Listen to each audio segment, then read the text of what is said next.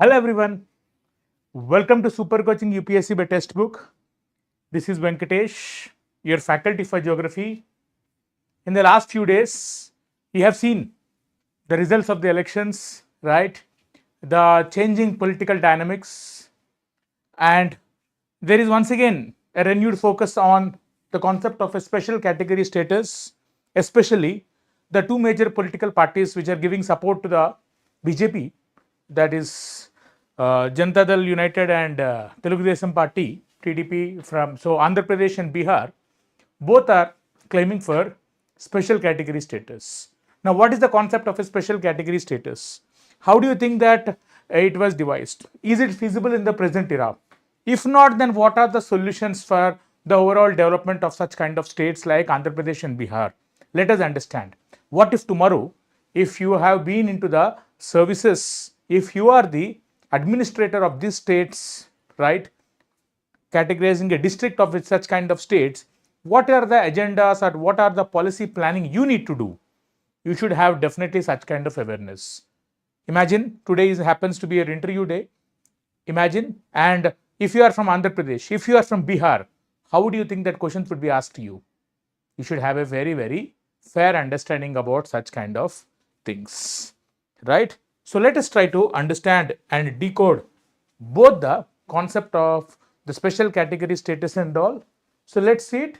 So as I say, the issue has been there in so many days. Politically, the context has changed with the performance of both the states, Chandrababu Naidu's Telugu Desam Party in Andhra Pradesh and Nitish Kumar Janata Dal United in Bihar have called for a new concept of a special category status. Then if that is the case, how can you do that? What do you mean by special category status? What do you mean by that? Anyone? What do you mean by a special category status? As the name suggests, India is a union of states, right? We have many states, union territories. It is when you see from that point of view, when you see the tax devolutions and all those kind of things, certainly there are certain states which unfortunately might lag behind because of their geographical location, because of nature of the composition of the population and their growth rate, right, at their social education level, social infrastructure and all, or it could be in terms of even lack of viability of the finances because of formation of a new state. So many factors are there. So for all these things, there is something called as a special category status. So it is a classification granted to some states by the center to assist development based on geographical and socio-economic disadvantages. Geographical and socio-economic disadvantages. What is the geographical disadvantage? What is the geographical disadvantage? You take Andhra Pradesh. It doesn't have a geographical disadvantage, to be honest. In fact, it is located on the coastline. We are in the era of growth, of the globalization. We are in the era of global connectivity. So ports are the gateway centers of development.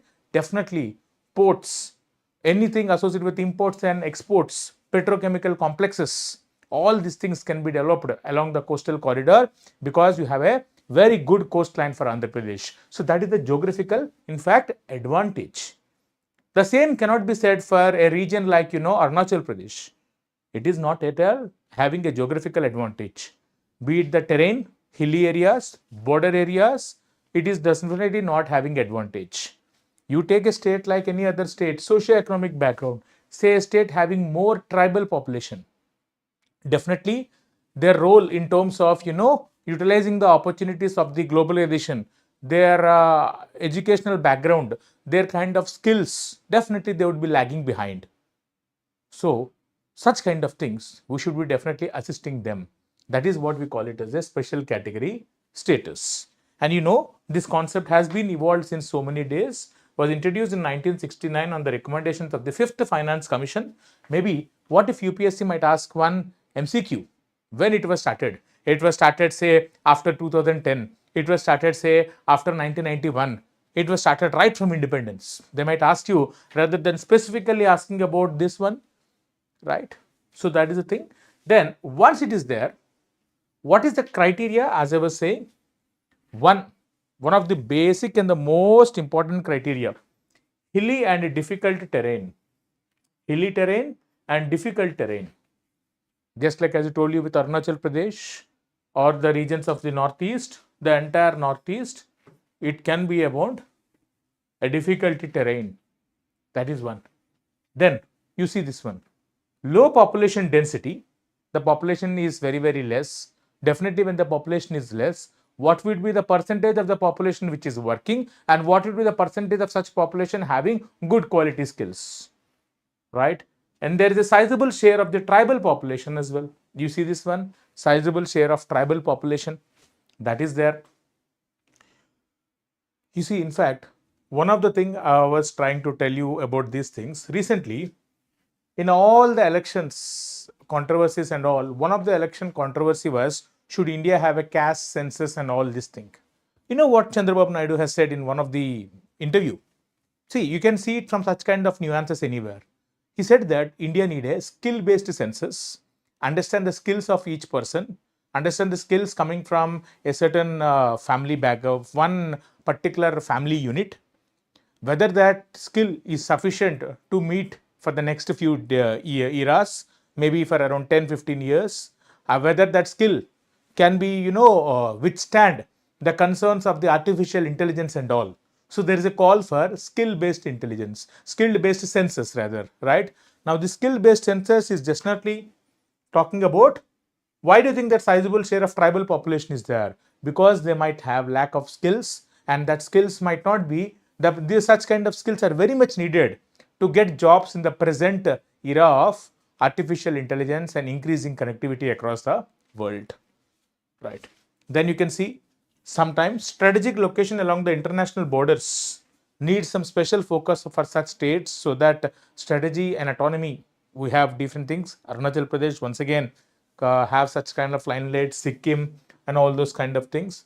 Economic and infrastructure backwardness. Economic and infrastructure backwardness. What if there doesn't have a background? And what if when there is a bifurcation, say like Andhra Pradesh and Telangana, when Andhra Pradesh as a bigger unit was bifurcated into two states of Telangana and Andhra Pradesh, you see in the present era, for example, anywhere across the world, let us not talk about the bifurcation and the controversies associated with, but as a concept, every region requires one big city which is acting as a growth engine, the growth hub of a region, which is attracting the investments, the private investments, FDI and all from different parts of the world. Government is focusing on infrastructure in such areas which is attracting the high quality skills of our country. Say like you take a big city like Hyderabad, big city like Bengaluru. Of course, Bengaluru, why it has having the present concerns of infrastructure bottlenecks?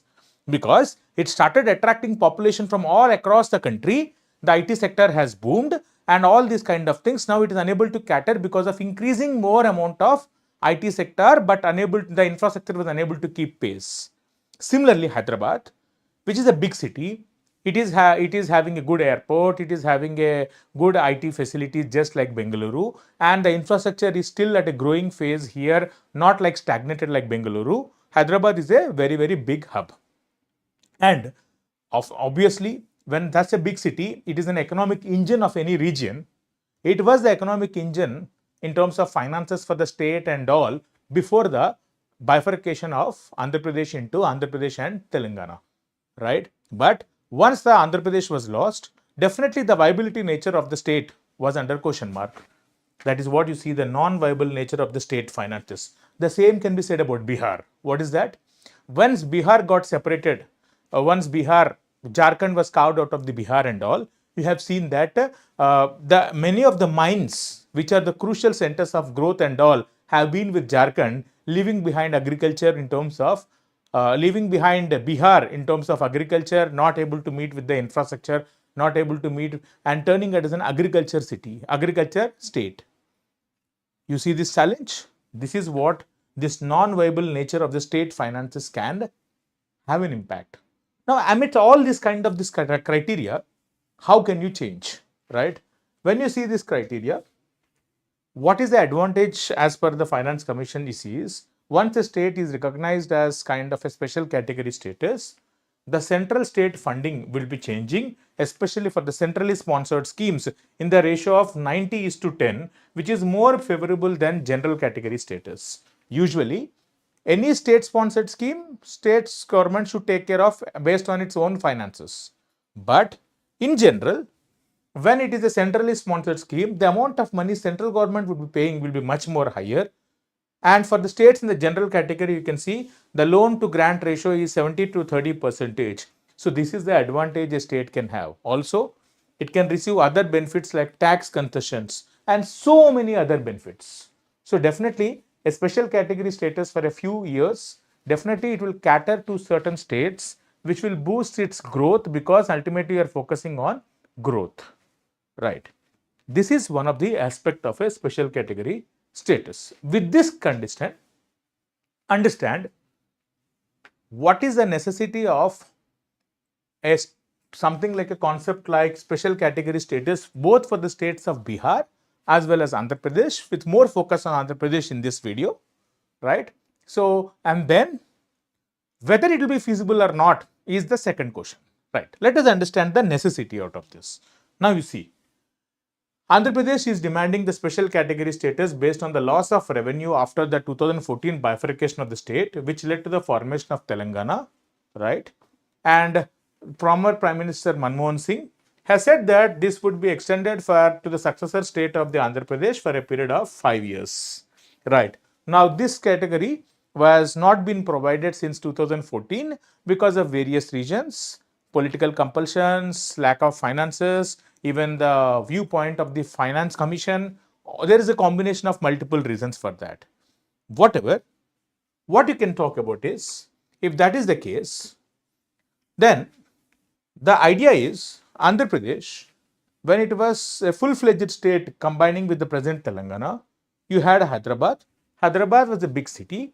It is providing majority of the finances of the entire state because it happens to be the big hub.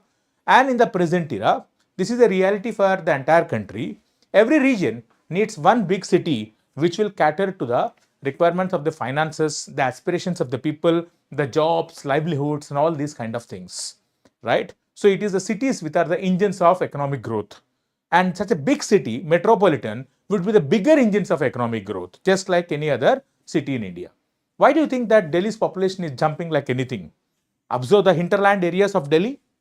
Whether you talk about UP, Bihar, Madhya Pradesh and all these areas, the big city, Delhi, happens to be the much big city acting as a primate one.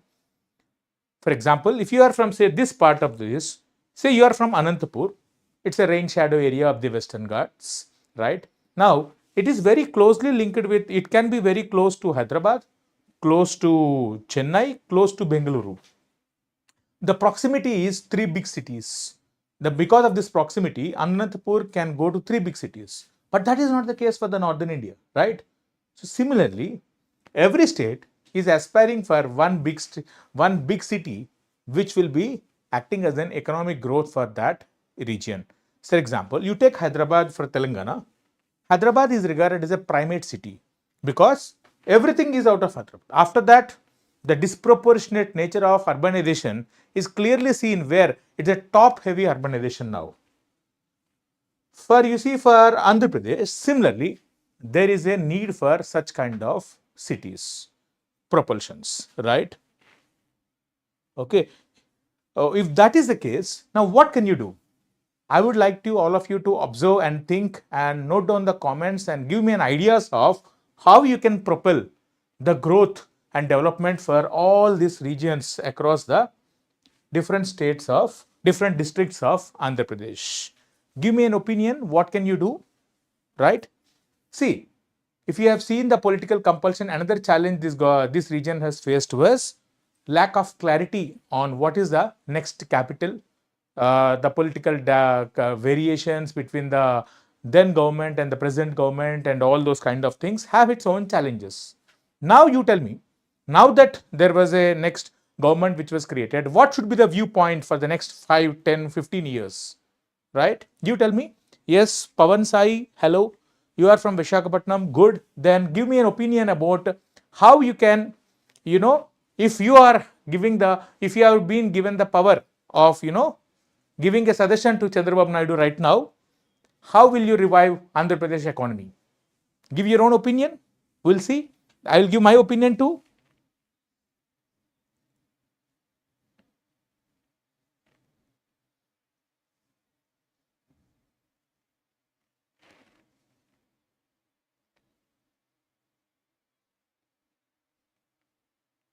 Come on. Okay. See, what I would be doing is, if you see it, this region happens to be a coastal corridor. There is a concept of, one of the concept you have is economic corridors, coastal economic corridors. How you can progress it? There is a concept of, petrochemical complexes that you can develop. Port-based development, because of the viability nature of good developability of ports. Yes, port-based development.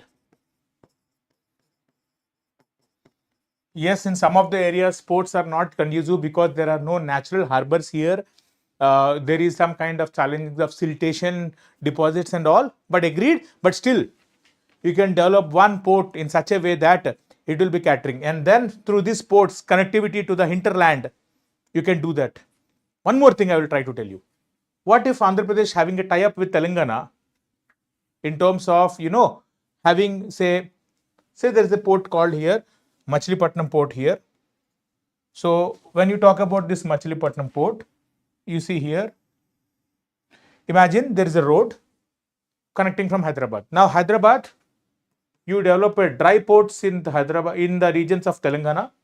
You give one exclusive, port area, a part of the port of Machilipatnam, long-term contract to Telangana, so that it can utilize for its own benefits. What happens? Because of that, trade connectivity, trade development, usage of the ports, the warehouse facilities, all these things will be developing in around that. There are multiple methods of growth which we need to understand, right?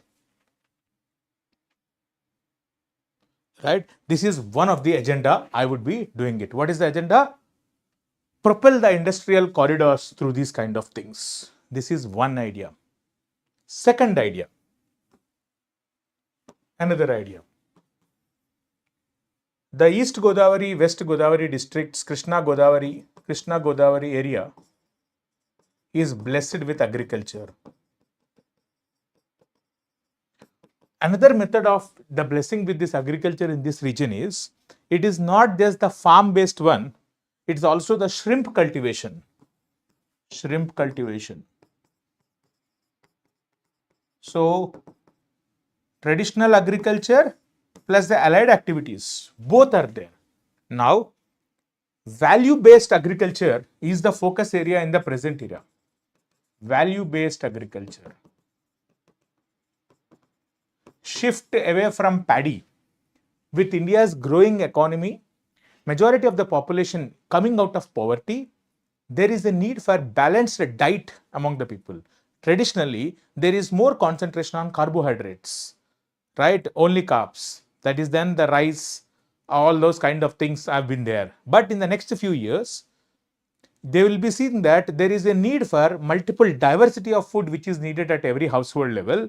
So definitely there is a demand going beyond rice as well. So that is what we get. When the agriculture starts growing these kind of value-based agricultures, you can do it like anything. So you can utilize certain agriculture areas and develop these kind of things by funding, by value-based agricultures, by promoting these kind of things as a brand and all. The aquaculture can be grown like anything.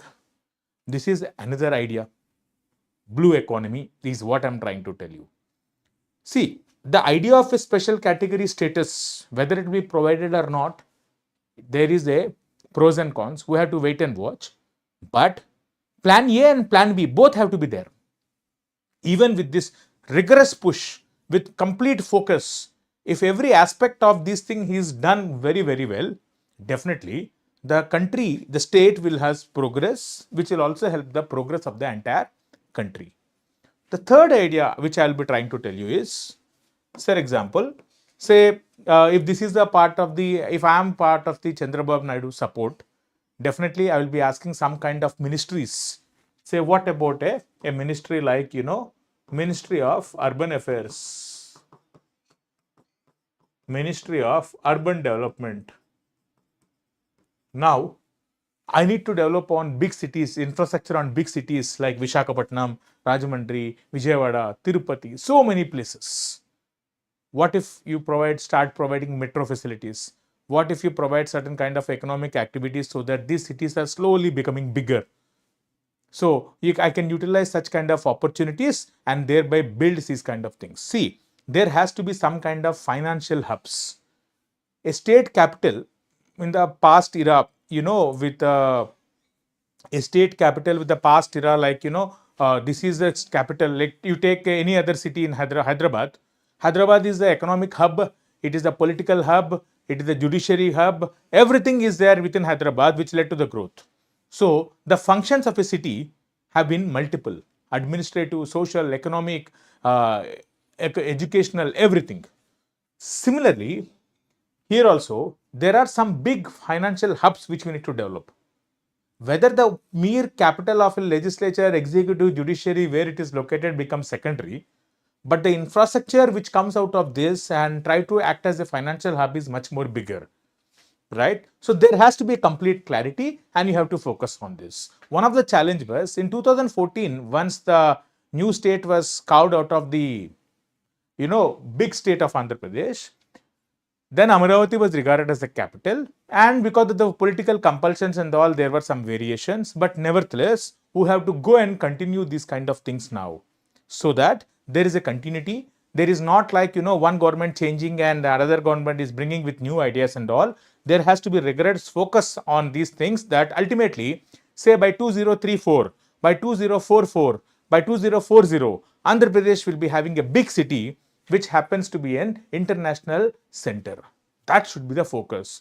And that continuous policies with city development, with industrial progress, with port-based development, with agriculture, then you see the wonders. Right? Are you able to follow, all of you? Are you able to follow? Pawan, are you able to get my opinion here? Are you able to get the opinions here? Right? Similarly, this part, Visakhapatnam, Vizianagaram, Visakhapatnam and the surrounding regions, you have also seen that there is decent amount of minerals. Okay. Minerals. A mineral-based policy. Steel plant, industrial, there is iron ore which you are importing from Bailadilla, which you are getting from Bailadilla from Chhattisgarh. There is already a present economic, a road development happening between, Visakhapatnam and then towards the Chhattisgarh area across the Eastern Ghats. With the road development and all, you can extract decent amount of iron ore from Chhattisgarh. You can develop some plants here, industrial plants, mineral-based plants, having their raw material importing from Chhattisgarh, getting it long-term agreements. Of course, technically it is not import because it's from the same country, but I'm just giving an opinion. Once you do that, that is where the country can progress. Look at the things. Special category status as a concept, yes, it is good. It has its own benefits. But there are some kind of ideas, new policies, new thought process which you come across, which you need to bring into the table and try to focus so that you will see the results. Like that, try to do it all across all the districts. Each district, one unique idea, you can provide that. There is so much focus about textile. Agriculture is very well decently done here. Coastal plains are there, deltas are there. Within that area, cotton is grown. You can have very well developed textile parks. The demand for textile is quite huge. You can grow more amount of textile parks, petrochemical complexes, right? You can have automobiles. You can develop so many automobile sector in this part of the world because it is connected with all the four corners to the golden quadrilateral and all. You can do that. There can be a renewed focus on, things like, because it is also not having much kind of earthquakes and all. What if you have a bullet train concept connecting Visakhapatnam with Chennai? The economic hub would be, now the connectivity between these regions would improve, and automatically there will be good amount of migration will be happening, and slowly there is a good focus on that. That can happen. So a combination, if you see this, look at my viewpoint, modern concepts, urbanizations, okay, there we can also develop Visakhapatnam as a IT hub, or any other city as an IT hub. There is already good infrastructure of IT hub in Visakhapatnam. Let us continue that. You can develop some coastal areas here, some coastal areas for tourism purpose. You can brand Araku Valley for tourism purpose, right? And if you keep on doing all these kind of things in multiple dimensions from every ministry, and there is a consistent focus for 5, 10, 15 years, there is no way that a region can be lagging behind. The focus should be there in this way, right? This kind of a multidimensional approach will be giving results like anything. These are the basic things which you need to understand. Moving forward, what about Bihar? Bihar. Anyone who is from Bihar, please give me an idea of how can Bihar can be grown from this year? What should be the agenda? What should be the planning? What should be the focus? Please let me know, right? For example, if you from the Bihar point of view, Bihar's per capita net state domestic product for 2023 stood at 31,280. You see the per capita, it is very, very less, the lowest among the country. And it was regarded as the poorest state according to the National Family Health Survey, with decent amount of the state population being multidimensionally poor. You can see this. Bihar, as per the Niti Aayog report, multidimensional poverty index, percentage of the total population who are multidimensionally poor in each state, Bihar is ranking as number 1. That means there is a lack of skills, there is a lack of social opportunities of education and all. There has to be a renewed focus on education in these areas. That should be the reason. So for that, what can you do? You can see here, Bihar, you can focus on multiple. See, presently, when compared with Andhra Pradesh and Telangana, social-wise, skill-based and all, Andhra Pradesh is a bit ahead in terms of the social, educational aspirations and all these things. And also the existing infrastructure, the geographical location, the advantages, they can utilize these things. Bihar, there has to be a consistent focus on social infrastructure. Once you develop the social infrastructure, there can be IT hubs even in Bihar. There can be some industrial hubs. Along the Delhi-Kolkata economic corridor, you can develop certain kinds of infrastructure. You can develop certain kinds of, industrial plants here. Defense corridors can be developed. Okay. Agriculture hubs can also be developed because this is also part of the fertile plains of the Ganga. Agriculture hub, it can be created. It can, you can have a variety of things focus. Agriculture, decent focus can be done. Industries like defense can be developed. Automobiles can be developed. So, if you are from Bihar, please give me an opinion in the comment section so that what should be the idea of progress, how it can do, so that you can see end results, right? This should be the aspect you as a policy planner.